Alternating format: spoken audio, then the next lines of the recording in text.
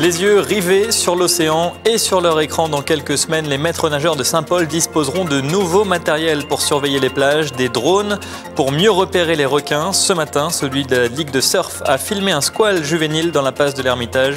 Il devrait être pêché dans les prochains jours. C'est un outil de plus pour surveiller les plages. La mairie de Saint-Paul a formé 7 maîtres nageurs sauveteurs à l'utilisation de drones.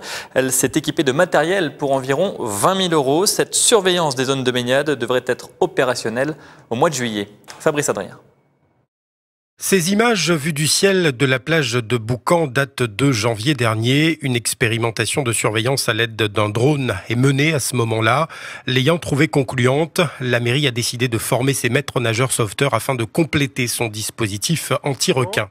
Alors nous avons fait un appel à candidature, il y a eu une quinzaine de MNS qui sont positionnés, 7 ont été retenus. En permanence, les outils seront mis à disposition de Boucan-Canotte et de Roche-Noire et nous aurons, si nécessaire, un drone qui va être utilisé en renfort sur le lagon lorsque nous aurons la présence éventuelle de juvéniles pour faire la levée de doute. Avec cette technologie, il est très facile de repérer la présence de squales aux abords des plages et ainsi donner l'alerte.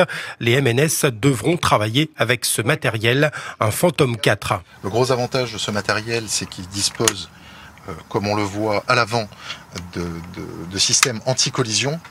Il ne faut pas oublier qu'on va être sur un lieu qui va recevoir du public. Ce matériel n'a pas été choisi au hasard, mais le risque zéro n'existe pas, selon le fournisseur de ces drones de surveillance anti-requins. Des caméras qui sont relativement performantes, que nous avons modifiées pour pouvoir y ajouter des filtres qui vont nous permettre d'avoir la pénétration la plus grande possible du milieu aquatique. Il n'y a pas de protection à 100%. Le drone, toutefois, vient en complément des dispositifs qui sont actuellement mis en place.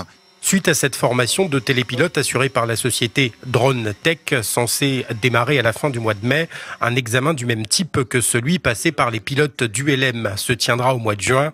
Le matériel ayant déjà été commandé, ces drones de surveillance devraient être déployés au mois de juillet prochain sur la plage de Boucan et des Roches-Noires. Un drone qui a, je vous le disais, permis de repérer une nouvelle fois un requin juvénile aujourd'hui au niveau de la passe de l'Ermitage. C'est un drone de la Ligue de surf qui a confirmé la présence du squale de moins d'1 mètre. Un pêcheur a été mandaté par le comité des pêches pour tenter de l'attraper. Dans un premier temps, il devrait simplement être déplacé. Finalement, s'il est pêché, il sera tué et fera l'objet d'une valorisation scientifique. À la Pointe-aux-Celles, selon nos constatations ce matin, personne ne s'est mis à l'eau. Des passionnés, des amis d'Adrien Dubosc décédé hier lors d'une attaque de requin sont venus se recueillir. Christopher Lorette. Ces 2 surfeurs sont des amis d'Adrien qui a perdu la vie tragiquement hier en fin de matinée. 24 heures après le drame, ils reviennent ici face à l'océan, face à cette vague où leur ami a été mortellement attaqué par le squale. Ils regardent ces belles vagues. Pour ces 2 surfeurs qui se disent expérimentés, le site est digne d'un spot international. Il faut avoir de l'expérience pour venir ici. Ils le reconnaissent, hier les conditions n'étaient pas idéales, mais cette nouvelle attaque mortelle, même pas 2 mois après la précédente, les interpelle. Selon eux, la communauté des surfeurs est une fois de plus la cible de critiques de toutes parts. Ils ne veulent pas s'exprimer face caméra. Cela ne sert à rien, disent-ils. L'hécatombe continue, la polémique aussi après chaque attaque. Aujourd'hui, ils aimeraient pouvoir pratiquer en toute liberté et que l'État lève ses interdictions, notamment de pêche, et assouplisse la réserve marine.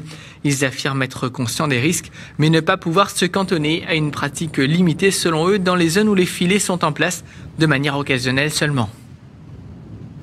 Cette nouvelle attaque de requin relance le débat sur les mesures prises pour sécuriser nos plages. On l'a entendu hier, certains pointent du doigt l'inaction des responsables politiques. Lors de leur venue sur notre île, les 2 candidats toujours en course pour la présidence de la République se sont exprimés sur la crise requin. Le point de vue d'Emmanuel Macron et de Marine Le Pen sur ce sujet est assez similaire. Écoutez. Il y a eu des protections qui sont faites, on est en réserve naturelle, donc il y a eu une protection de poissons, et on arrive à ce déséquilibre.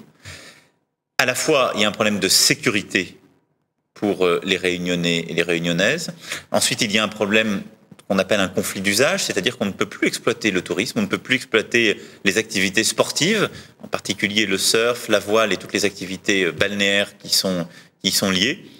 Et à côté de ça, on peut exploiter certaines activités marchandes si on décide de rouvrir cela. Qu'on tue les requins, est-ce que ça vous choque? Non, si je pense que c'est nécessaire ou utile pour préserver la sécurité, non, ça ne me choque pas outre mesure, mais encore une fois, je sais qu'il y a débat entre les scientifiques sur ce sujet, donc je laisse aux scientifiques le soin de déterminer si c'est une mesure adéquate, si c'est une mesure utile, si c'est une mesure efficace.